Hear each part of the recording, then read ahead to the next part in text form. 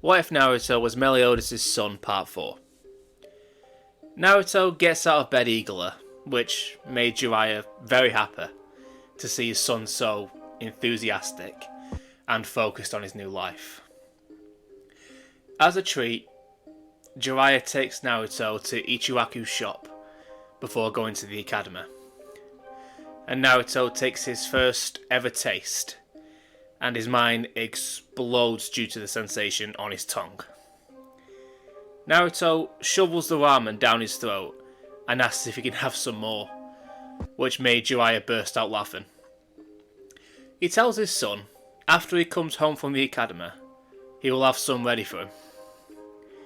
Naruto, although he wanted to wolf down more delicious noodles right now, accepts this and thanks his dad before running off to the academy.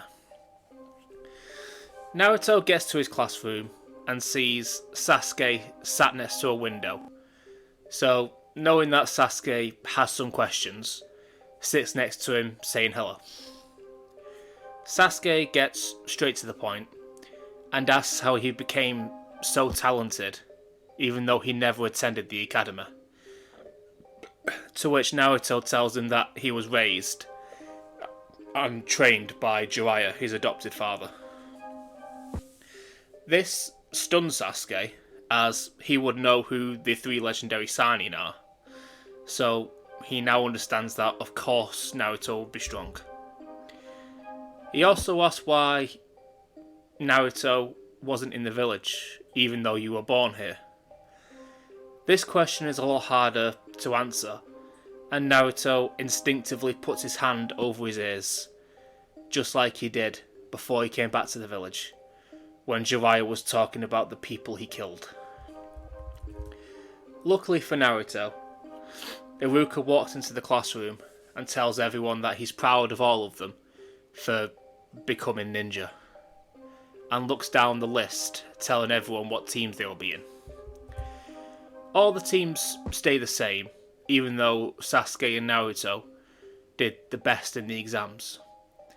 This is due to Jiraiya going to talk to the Hokage, as, above all, Jiraiya knows that growing strong bonds is essential for one's own growth as a ninja. Every Jonin comes to pick up their teams, except for Team 7, who were sat there waiting for what seemed like hours. Although they weren't exactly bored, due to the shiny new toy that was Naruto. Sasuke and Sakura kept asking him questions, which he didn't mind. He didn't mind answering them, but glossed over whenever they asked why he left the village. Sasuke eventually asks a very basic question, and the answer shocked both Sasuke and Naruto. They asked Naruto why he was adopted, who were his parents. And Naruto told them that his parents are Kushina Uzumaki and the 4th Hokage Meliodas. After hearing this, Sasuke looked at Naruto with awe, knowing that his father Meliodas was by far the strongest ninja in the village, maybe any village. Sasuke asks to spar with Naruto, and Naruto gets excited at the thought, and of course accepts. As they were about to head out, the door slid open, with Kakashi walking in, asking his team where they were going. Naruto, after everything Jiraiya has told him, knows exactly who this is, and says, me and Sasuke were going to have a sparring match at Kakashi-sensei. Sasuke and Sakura were a bit confused at why Naruto knows who this is, but Kakashi was expecting it, and told Naruto that they can have their match later, and himself and Sakura will be there to watch. For now, he wants them all to go to the roof. When they're all sat down on the roof of the academy, Kakashi asks them about their likes, dislikes and goals. Sakura starts and says that her likes are a certain boy, and her goals for the future is this certain boy. Naruto looks at her a bit confused, but notices that she is more often than not looking in the direction of Sasuke, which clues Naruto in on what's mostly on her mind. Sakura then says she dislikes Ino for liking the same boy. The rest of their team start rolling their eyes, knowing that getting her motivated to train is probably going to be quite difficult. Sasuke goes next, and he says his usual thing about revenge for his family and all that, but follows it up by giving a short-term goal, and that was to see how strong the Hokage's son really is. Kakashi looks surprised that Naruto told them that his father was the Hokage, but realises, he shouldn't really hide it. He should be proud that his father and mother were so powerful, and people will hold him to a higher standard that he'll always try to aim for.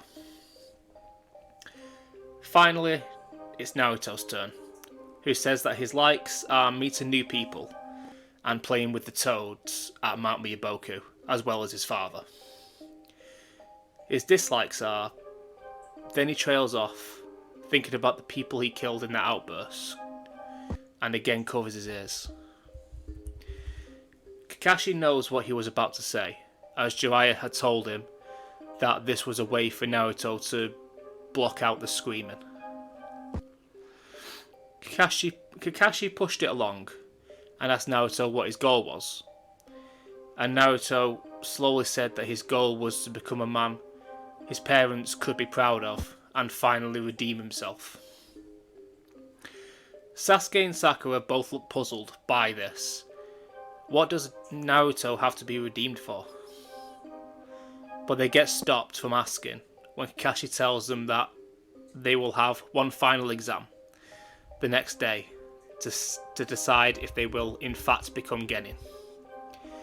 He tells them all to meet him at the training field in the morning and not to eat breakfast, otherwise they'll puke. And Sasuke and Naruto can have their spar after the exam's over, after they prove themselves.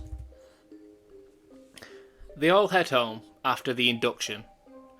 Well, induction in quotations because they're not exactly Team 7 yet.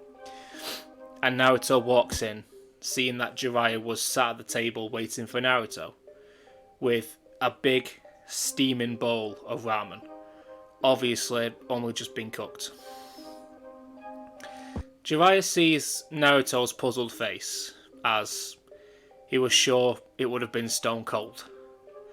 But Jiraiya giggles and tells Naruto that he knows Kakashi isn't well known for his timekeeping, so he knew he would be late. Naruto starts laughing himself, and they both dig into their meals, talking about what happened that day. Naruto explains about the questions he was asked and the answers he gave, which made Jiraiya very happy that his son has actually made some friends quite quickly. Jiraiya decided that before they go to bed, they will have a short training session, just to brush up on some things that Naruto still has trouble, like his control over his Hellblaze. The next day, Naruto makes his way to the training ground and sees Sasuke and Sakura already waiting. They both say hi to Naruto and begin talking amongst themselves. This time, Naruto asking about the two of them, seeing as though yesterday he was mostly the topic of discussion. Sakura tells him what it's like living in the village and giving a general description of their classmates. Even though Sakura seems to hate her, Naruto takes an interest in this Ino girl. According to Sakura, she's strong-willed, opinionated, and what caught his ears mostly is that she's blonde, which he seemed to like the sound of. This interest in Ino annoyed Sakura, but Naruto quickly switched her mind when he says that maybe she'll like him. and in Sakura's mind that'd take her mind away from Sasuke, which would be fine with her. Sasuke overhears this and just thinks to himself, yes please, having one fangirl is annoying, but two is just torture. As this is all being said, Kakashi walks over, telling them a black cat crossed his path, so he has to take the long way around. Naruto looks at Kakashi and says, you don't have to lie. I know you're nearly always late. Kakashi sweats a bit after being called out like that, and just tells his team about the bell test, and that the one who fails will be sent back to the academy. Now, Naruto knows that this isn't the case, because he'd done this test loads of times with Jiraiya, but doesn't let his team know, as he wants to see how they perform. The whole point of this test is so people not knowing, but Naruto knows, so it don't really matter. Kakashi counts down and tells them to start. Sasuke and Sakura run into the forest, while Naruto just stands there, asking Kakashi how well he knew his biological father. To which Kakashi told him that Meliodas was his sensei, so he knows him quite well. He knew him quite well. Naruto asks how he was as a teacher, and Kakashi tells Naruto that if he passes the exam, he will tell him all he needs to know. Naruto scoffs and gives Kakashi a look that lets him know that Naruto already knows what this test is about. Kakashi gives a small chuckle and puts his book away, saying he should have known. After all, Jiraiya does use the same test. In the woods, Sasuke wonders what they're talking about, but gets even more confused when Naruto makes a few shadow clones and sits down, almost like he's meditating. The shadow clones surround Kakashi, and all of them begin to attack him, with Kakashi dodging. Easy, but nowhere near as easy as it was in canon. This goes on for a few minutes, up until Kakashi destroys the clones, and looks to the real Naruto, who was just standing up, with a subtle black mark on his cheek. Naruto runs at Kakashi far faster than before, which surprised Kakashi, and now he realises what that mark was. It was similar to the one Meliodas had all those years ago, whenever he was really angry. Kakashi and Naruto got into a heated fight, going back and forth over and over. Kakashi jumps back, wondering how much Naruto has inherited from his father, and weaved hand signs for the fireball jutsu. Naruto recognised the signs, as Jiraiya always tested his abilities the same way, and he raises one hand, pointing straight at Kakashi, and when Kakashi lets off his fireball, Naruto shouts Hellblaze, clashing with the fireball, cancelling each other out. Kakashi then tells Naruto that he looks forward to seeing how far he will go. Maybe he'll become stronger than his father someday. Naruto gives a huge smile and shouts now. While keeping Kakashi distracted, Naruto could feel Sasuke getting prepared and even see him with his kunai. Sasuke throws the knives, which, with such finesse, hits the strings of the bells, sticking them into a tree, where Sakura was stood to collect them. Kakashi looks severely impressed that he didn't even notice this ploy, and congratulates them for their performance. Sasuke does look angry at the thought of Naruto not passing due to him not having a bell, but Naruto explains the point of the test, and that they would have all passed. Well, they will all pass, as long as they show that they can in fact work as a team. Kakashi gives a huge smile and confirms this, welcoming them all to Team 7. The next month is a bit different than canon. They don't spend all their time doing D-rank missions. In fact, most of the month was Naruto and Sasuke sparring and training together, trying to get Sakura to train as well as they do, but she doesn't seem to take it very seriously. After one sparring session, Kakashi tells his team that the Hokage wants to see him. So they all head there. When they walk in, they are meted by a strange man who they have never seen, but find out his name is Tazuna. And Hiruzen tells them that Team 7 that they have a C-rank mission to escort this man back to the Land of Waves. They accept the mission, and the next day they meet up at the gates, where Jiraiya was stood, waiting for Naruto, handing him Lostvayne, telling his son that he might need that where he's going.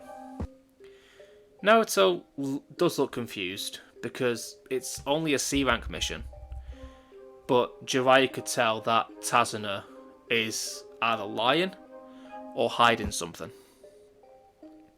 So it'd be better if Naruto was prepared. They all say their goodbyes to Jiraiya, as surely they would have had dinner with him at one point. Well, not dinner, tea. And they all head off, starting their newest mission. I hope you all like this part and the series so far. Again, it's been a while, but yeah. If you did like it, consider subscribing, and if you do, you might as well hit the tiny bell to stay updated on the next upload. And with that being said, I'll see you all later. Bye.